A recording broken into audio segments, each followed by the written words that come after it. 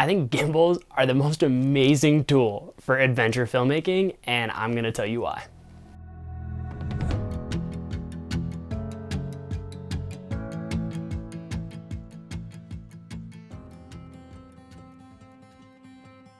It's 4 in the morning.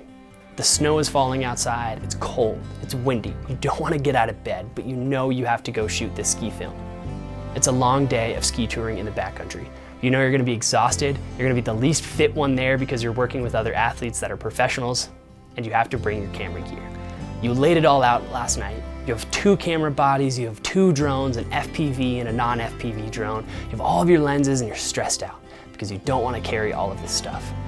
So you put it all away. You have 1 camera body, you have 1 lens, you have 1 microphone, and you're deciding whether or not to bring the gimbal. You should bring that gimbal, and I'm here to tell you why. Look, gimbals are a hassle. I know, of course, it's so annoying to carry extra gear into the backcountry. You're already trying to keep up with athletes that are gonna be faster than you. You're already gonna be tired, and you're expected to perform at a similar level because you're doing the outdoor sport just like the people that you're filming, but you're doing it with a camera. Stabilization in cameras these days are so good, and you see people all the time saying, you don't even need a gimbal, you can just walk next to your subject and you have very stable shots, which I agree with, but when you start breaking into the adventure filmmaking world, you're kind of asking a lot of a camera. Skiing down the side of a mountain or trail running next to your subject, you have to have a gimbal to get those really amazing smooth tracking shots. It vastly ups the production quality, and I know it's a hassle, but I think it's very worth it to be bringing onto these expeditions. One of the most obvious disciplines for carrying a gimbal is skiing. You have your athlete and you have yourself, you're on the gimbal, they're skiing down, and you both go down the mountain together. If you're filming and this shot's shaky, it's unusable. But if you have a gimbal, oh man, it just looks so good, so good. Trail running is another awesome option. If you're running alongside the athlete, maybe you don't have to run the whole time, but maybe you start high and you go low. It looks fantastic. I've even done walking interviews for our Goat Surf Club Adventure Surf Series in Ireland, where we were interviewing environmentalists on our surf adventures. We would often do these interviews while walking through the woods or chatting with people on the go.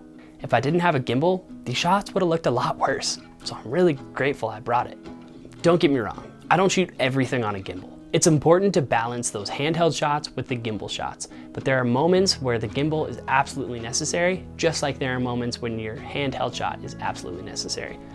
I just believe that it's important to put yourself in a position that if you need to be getting those gimbal shots, you have it ready and you have it on hand. When you're trying to balance it when it's snowing and you're on the side of a mountain, or you just want to get home and get that final shot, I understand it's a bit of a pain, but doing so will really up the production value and bring your adventure films to the next level. And look, I don't want to get too bogged down in the weeds about which gimbal to buy and which gimbal's better and what features are the best and what I look for in a gimbal. Ultimately, I look for stability, and that's about it. I've had the same gimbal for about 3 years. It's taped around the handle because I lost the battery compartment. It's been thrown down mountains multiple times. Ultimately, it keeps my camera steady, so I keep it.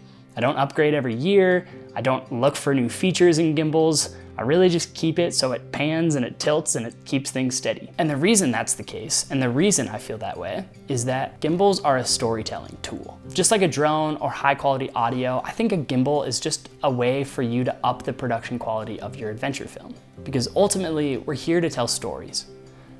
I think the outdoor adventure industry is just overflowing with potential storytelling opportunities. People are pushing the limits in the outdoors every day, and you see the mainstream media start to recognize this. Every few months there's a new show on HBO or Netflix or Disney Plus that's featuring some new exciting happening in the outdoor industry.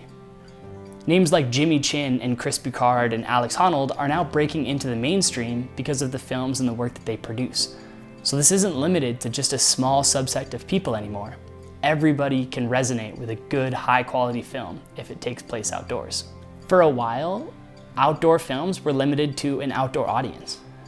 Ski films were watched by skiers, surf films were watched by surfers, etc.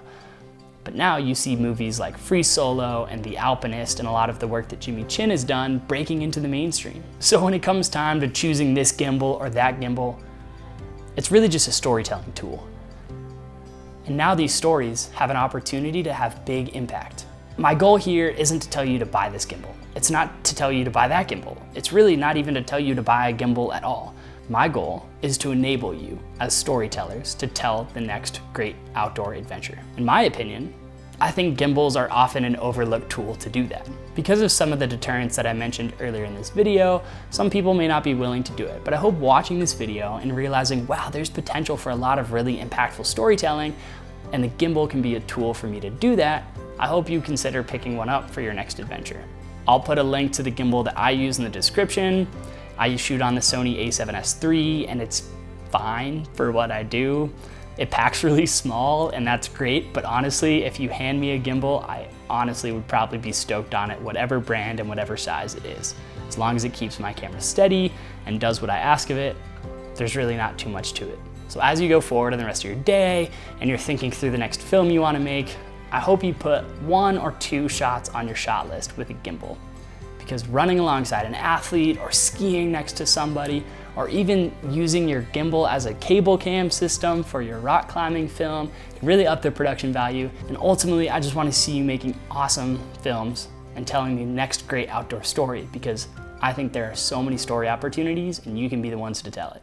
Maybe this is over the top and maybe too reflective for a video about gimbals, but I think these principles of why we use what we use and what they enable us to do are important to consider when picking out any piece of gear. To conclude, I hope you enjoyed hearing some of my rambling thoughts about why I bring gimbals on my adventures, and if you want to see some awesome gimbal shots that I'm personally very proud of, feel free to check out my short film I made about Kevin, who 31 years after becoming paralyzed in a car accident is now living his dream as a ski bum, teaching other people with disabilities how to ski. There's some really fun gimbal shots in there I'd love for you to check out, and I will see you in the next one.